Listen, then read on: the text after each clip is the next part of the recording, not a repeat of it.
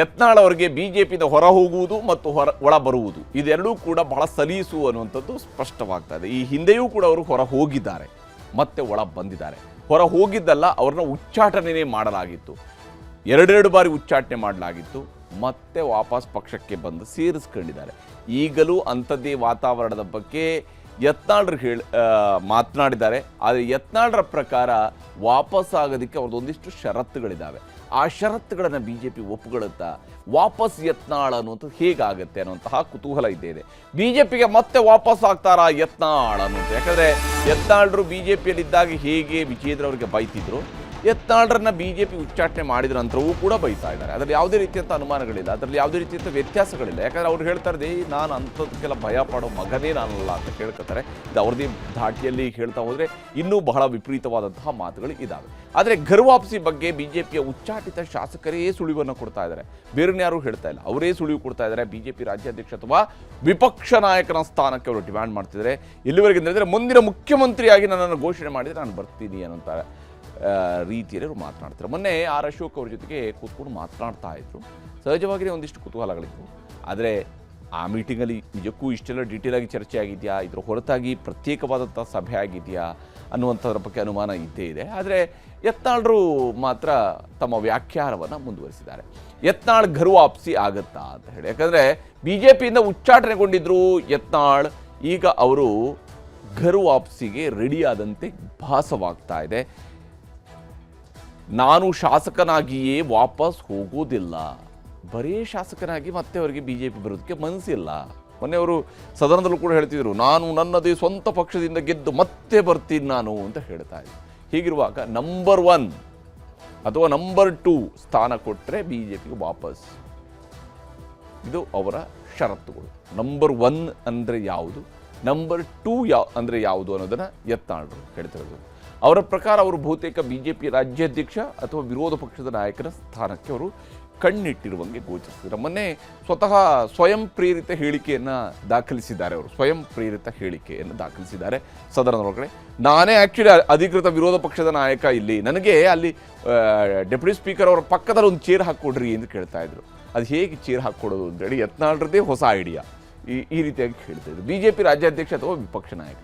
ಮೊನ್ನೆ ಅಷ್ಟೇ ಆರ್ ಅಶೋಕ್ ಜೊತೆಗೆ ಕ್ಲೋಸ್ ಡೋರ್ ಮೀಟಿಂಗ್ ಕೂಡ ಒಂದು ನಡೆದಿತ್ತು ಅಂತ ಹೇಳಿ.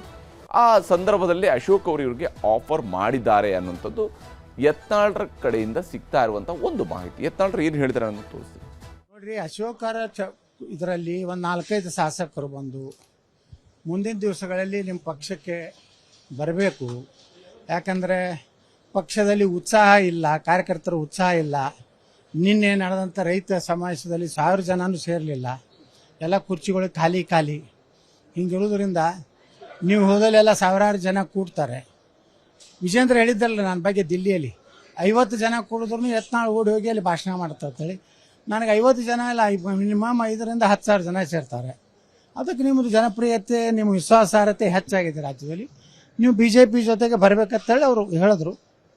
ನಾ ಹೇಳಿದೆ, ಸುಮ್ಮನೆ ಒಬ್ಬ MLA ಆಗಿ ಬರ್ಲಿಕ್ಕೆ ಈಗ ಬರೋದಿಲ್ಲ, ನನಗೊಂದು ಇಂಥದಕ್ಕೆ ಪ್ರಾಮಿಸ್ ಮಾಡಿದ್ರೆ ಬರ್ತೀನಿ, ಯಾಕಂದ್ರೆ ಇಲ್ಲ ಪ್ರಾಮಿಸ್ ಡಿಮ್ಯಾಂಡ್ ಏನು ನಂಬರ್ 1 ಹುದ್ದೆ ಕೊಡಬೇಕು ರಾಜ್ಯದಾಗ. ಡಿಮ್ಯಾಂಡ್ CM ಈಗ ಅಧ್ಯಕ್ಷ ಅಥವಾ ವಿರೋಧ ಪಕ್ಷ ನಾಯಕ, ಮುಂದೆ CM. ಇದೇನು ಸುಮ್ಮನೆ ಅಲ್ಲಿ ಹೋಗಿ ಏನು ಕೆಲಸ ಇಲ್ಲ ಬಗ್ಗಿಸಿಲ್ಲ, ಸುಮ್ಮನೆ ಮತ್ತೆ ಹಿಂದಿನ ಸೀಟ್ನಾಗ ಕುಂಡ್ರೋದಾಗೇನು ಕೂತ್ರ ಮುಂದೆ ಕುಂಡ್ರೋದು, ಇಲ್ಲಕಂದ್ರೆ ಹಿಂಗೆ ಹೋಗಿ JCB ಪಾರ್ಟಿ ಮಾಡ್ತಾರೆ. ಹೀಗೆ ಯತ್ನಾಳ್ರು ನೇರವಾಗಿ ಅವರ ಮಾತುಗಳಲ್ಲಿ ಯಾವುದೇ ರೀತಿಯಿಂದ ನೋಡಿ, ಇಂಥ ಕಂಡೀಷನ್ಗಳನ್ನು ಮಾಧ್ಯಮದ ಮುಂದೆಯಲ್ಲಿ ಚರ್ಚೆ ಮಾಡಿ ಅದು ಪಕ್ಷ ಅದನ್ನು ಸ್ವೀಕರಿಸುವಂತಹ ಕಾಲದಲ್ಲಿ ಇದೆಯಾ BJP ಅನ್ನುವಂಥದ್ದು ಒಂದು ಸಾಮಾನ್ಯ ಕುತೂಹಲದ ಪ್ರಶ್ನೆ ಇದ್ದೇ ಇದೆ. ಯಾಕಂದರೆ ಭಾರತೀಯ ಜನತಾ ಪಕ್ಷ ಇವತ್ತು ದೇಶದಲ್ಲಿ ಆಡಳಿತವನ್ನು ನಡೆಸ್ತಾ ಇದೆ, ರಾಷ್ಟ್ರೀಯ ಪಕ್ಷ, ಬಹಳ ಬಲಿಷ್ಠವಾದಂಥ ಹೈಕಮಾಂಡ್ ಇರತಕ್ಕಂಥ ಪಕ್ಷ. ಆದರೆ ಅದಕ್ಕೆ ಹಾಕುವ ಷರತ್ತುಗಳನ್ನು, ಹೀಗೆ ಬಹಿರಂಗ ಷರತ್ತುಗಳನ್ನು ಏನಾದರೂ ಸ್ವೀಕರಿಸಿ ಆ ಪಕ್ಷ ಯತ್ನಾಳ್ರನ್ನ ಮತ್ತೆ ವಾಪಸ್ ಕರೆಸ್ಕೊಳ್ಳುವಂತಹ ಕೆಲಸ ಆಗತ್ತಾ, ಈ ಅನುಮಾನ ಇದ್ದೇ ಇದೆ. ಇದರ ಬಗ್ಗೆ ಅನುಮಾನಗಳು ಇದ್ದೇ ಇದ್ದಾವೆ. ಅದೇ ಓಕೆ, ಬಟ್ ಅವರ ಮನಸ್ಸಿನಲ್ಲಿ ಏನಿದೆ ಅದನ್ನು ಅವರು ಮುಕ್ತವಾಗಿ ಹೇಳಿದ್ದಾರೆ. ಅವರಲ್ಲಿ ಯಾವುದೇ ರೀತಿಯ ಮುಚ್ಚುಮರೆಗಳಿಲ್ಲ. ಜನರ ಹತ್ರ ಮುಚ್ಚುಮರೆ ಇಟ್ಟು ಕ್ಲೋಸ್ ಡೋರ್ ಒಳಗಡೆ ನಾನು ಇಷ್ಟೇ ಮಾತಾಡಿದ್ದೀನಿ, ಅದರ ಹೊರಗಡೆ ಹೇಳಲ್ಲ ಅಂತ ಹೇಳೋ ರೀತಿಯಲ್ಲಿ ಯತ್ನಾಳ್ರು ತಮ್ಮ ಧೋರಣೆಯನ್ನು ತಾಳಿಲ್ಲ. ಅದಕ್ಕಾಗಿ ಅವ್ರನ್ನ ಮೆಚ್ಚಬೇಕು. ಆದರೆ ಮುಂದುವರೆದವರು ಇನ್ನೊಂದು ಮಾತನ್ನು ಹೇಳಿದ್ದಾರೆ. CM ಕುರ್ಚಿ ಕದನದ ಸಮಯದಲ್ಲಿ ಬಿಗ್ ಟ್ವಿಸ್ಟ್ ಅನ್ನು ಯತ್ನಾಳ್ರು ಕೊಟ್ಟಿದ್ದಾರೆ. ಇದು ವಿಶೇಷವಾಗಿ ಡಿ ಕೆ ಶಿವಕುಮಾರ್ ಅವರನ್ನು ಬಿ ಜೆ ಪಿಗೆ ಸೆಳೆಯೋದಕ್ಕೆ ಪ್ರಯತ್ನ ನಡೆದಿತ್ತಂತೆ, ಅವ್ರನ್ನ ಕರ್ಕೊಂಡು ಬರೋ ಪ್ರಯತ್ನ ನಡೆದಿದೆಯಂತೆ. ಈ ಬಗ್ಗೆ ಬಿ ಜೆ ಪಿಯ ಉಚ್ಚಾಟಿತ ಶಾಸಕ ಯತ್ನಾಳ್ ಅವರು ಒಂದು ಸ್ಫೋಟಕ ಹೇಳಿಕೆಯನ್ನು ಕೊಟ್ಟಿದ್ದಾರೆ. ವಿಜಯೇಂದ್ರ ಉಪಮುಖ್ಯಮಂತ್ರಿ ಆಗೋದಕ್ಕೆ ಪ್ಲಾನ್ ಮಾಡಿದ್ದರು, ಅಂದರೆ ಶಿವಕುಮಾರ್ ಅವರನ್ನ ಮುಖ್ಯಮಂತ್ರಿ ಮಾಡುವಂತಹ ಕೆಲಸಕ್ಕೆ ಪ್ರಯತ್ನ ನಡೆದಿತ್ತು. ಹೀಗಾಗಿ ಶಿವಕುಮಾರ್ ಅವರನ್ನು ಬಿ ಜೆ ಪಿಗೆ ಸೆಳೆಯೋದಕ್ಕೆ ಯತ್ನವೂ ಕೂಡ ನಡೆದಿತ್ತು ಅನ್ನುವಂತಹ ಮಾತುಗಳನ್ನು ಹೇಳಿದ್ದಾರೆ. ಅಮಿತ್ ಶಾ ಬಳಿಯಲ್ಲಿ ಡಿ ಕೆ ಶಿವಕುಮಾರ್ ಕರೆದೊಯ್ದು ಮಾತುಕತೆಯನ್ನು ನಡೆಸಲಾಗಿದೆ. ಅಮಿತ್ ಶಾ ಅವರ ಬಳಿಗೆ ಶಿವಕುಮಾರ್ ಅವ್ರನ್ನೇ ಕರ್ಕೊಂಡು ಹೋಗಿದ್ದಾರೆ. ದೆಹಲಿಯಲ್ಲೇ ಈ ಕುರಿತಂತೆ ಪ್ರಯತ್ನಗಳನ್ನು ನಡೆಸಲಾಗಿತ್ತು ಅಂಥೇಳಿ ಯತ್ನಾಳರು ಹೇಳ್ತಾ ಇದ್ದಾರೆ. ಆದರೆ ವಿಜಯೇಂದ್ರ ಪ್ರಯತ್ನವನ್ನು ಬಿ ಜೆ ಪಿ ಹೈಕಮಾಂಡ್ ತಿರಸ್ಕರಿಸಿತ್ತು. ಇದು ವಿಜಯೇಂದ್ರ ಅವರ ನಾಯಕತ್ವದ ಬಗ್ಗೆ ಯತ್ನಾಳರಿಗಿರುವಂತಹ ಸಿಟ್ಟನ್ನು ಕೂಡ ತೋರಿಸ್ತಾ ಇದೆ. ಬಿ ಜೆ ಪಿ ನಾಯಕರೇ ಈ ಬಗ್ಗೆ ನನಗೆ ಮಾಹಿತಿ ನೀಡಿದ್ದಾರೆ ಅಂತ ಹೇಳಿ ಯತ್ನಾಳರು ತಮ್ಮ ಸೋರ್ಸಸ್ಸನ್ನು ರಿವೀಲ್ ಮಾಡಿದ್ದಾರೆ. ಯತ್ನಾಳರ ಮಾತನ್ನು ತೋರಿಸಿ. ಡಿನ್ನರ್ ಪಾರ್ಟಿ ನಿತ್ಯಲ್ಲ, ಡಿನ್ನರು ಹೊರಗೂ ನಡೆದದ, ಇಲ್ಲಿ ಇನ್ನರ್ನು ನಡೆದದ. ಡಿನ್ನರು ಹೊರಗಾಯ್ತು, ಈ ಸದನದಾಗ ನಾವು ನೋಡ್ಲಾಕತ್ತೀವಿ. ಇನ್ನರ್ನು ಗುಂಪಾಗ ಅಲ್ಲೆಲ್ಲೆಲ್ಲೆಲ್ಲೆ ಶಾಸಕರನ್ನು ತಗೊಂಡು ಮಾತಾಡೋದು, ವಿಶ್ವಾಸ ಗಳಿಸಲಿಕ್ಕೆ ಡಿ ಕೆ ಶಿವಕುಮಾರ್ ಅವರು ಒಂದು ಗುಂಪು ತೊಗೊಂಡು ಅವ್ರು ಅಡ್ಡಾಡ್ತಾ ಇದ್ದಾರೆ. ಸತೀಶ್ ಜಾರಕಿಹೊಳಿ ಅವರು ಒಂದು ಗುಂಪು ಅಲ್ಲೆಲ್ಲಿ ಕೂತು ಒಳಗೆ ಇನ್ನರ್ ಪಾರ್ಟಿ ನಡೆದಿದೆ, ಡಿನ್ನರ್ ಪಾರ್ಟಿ ನಡೆದಿದೆ. ಅಂದರೆ ಯಾವುದೂ ಶಾಂತಿಯಾಗಿಲ್ಲ.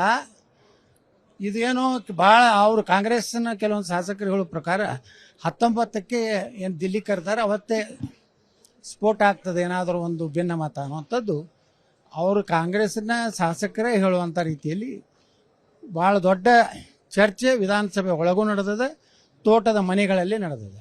ಅದು ನೋಡಿ ಹಿಂದೆ ಒಂದು ಪ್ರಯತ್ನ ಮಾಡಿದ್ರು, ಅದು ವಿಫಲ ಆದ ನಂತರ ಇವತ್ತು ಮೇಲಿನವರು ರಿಜೆಕ್ಟ್ ಮಾಡಿದ ನಂತರ ಮೊನ್ನೆ ಪ್ರಹ್ಲಾದ್ ಜೋಶಿ ಅವರು ಒಂದು ಹೇಳಿಕೆ ಕೊಟ್ಟರು, ಯಾವುದೇ ಪರಿಸ್ಥಿತಿಯಲ್ಲಿ ಕಾಂಗ್ರೆಸ್ನಿಂದ ಬರೋ ಯಾವುದೇ ಗುಂಪಿಗೂ ಭಾರತೀಯ ಜನತಾ ಪಾರ್ಟಿ ಬೆಂಬಲವಾಗಲಿ ಕೂಡಿ ಸರ್ಕಾರ ಆಗಲಿ ಮಾಡೋದಿಲ್ಲ ಅಂತೇಳಿ ಏನು ಪ್ರಹ್ಲಾದ್ ಜೋಶಿ ಅವರು ಹೇಳಿಕೆ ಕೊಟ್ಟರು. ಅದು ಅಮಿತ್ ಶಾ ಅವರ ಒಂದು ಡೈರೆಕ್ಷನ್ ಪ್ರಕಾರ ಅವರು ಕೊಟ್ಟಿದ್ದಾರೆ.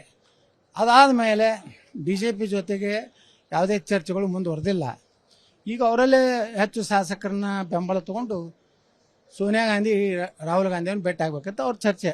ವಿಜೇಂದ್ರ ರೋಲ್ ಏನಾದ್ರು ಆಗಬೇಕು, ಮತ್ತು ಉಪಮುಖ್ಯಮಂತ್ರಿ ಆಗಬೇಕು, ಮತ್ತಿಷ್ಟು ಪೂಜ್ಯ ತಂದೆಯವರಿದ್ದಾಗ ಲೂಟಿ ಮಾಡಿದ್ದು ಅದನ್ನೇ ಪ್ರಕ್ರಿಯೆ ಮುಂದುವರ್ಸ್ಬೇಕಂತ ಬಿಟ್ಟು ಪಾಪ ಏನು ಅವ್ರು ಹಣ ದುಡ್ಡು ಹೊಡೆದು ಬಿಟ್ಟರೆ ಅವ್ರಿಗೇನು ಎಲ್ಲ ಸುಳ್ಳು, ರೈತ ನಾಯಕನೂ ಅಲ್ಲ, ಯಾವ ಸುಡುಗಾಟ ನಾಯಕನೂ ಅಲ್ಲ. ಹಾಂ, ಅವರು ಎಲ್ಲ ಭೇಟಿಯಾಗಿರುತ್ತೆ. ನಮಗೂ ಅಲ್ಲಿ ನೋಡ್ರಿ ಬಿ ಜೆ ಪಿ ಬಲ್ಲ ಮೂಲಗಳೇ ಹೇಳ್ಯಾವ. ನನಗೆ ಹೇಳಿದ ಮ್ಯಾಗನೇ ನಾವು ಮಾತಾಡ್ತಾ ಇದ್ದೆ.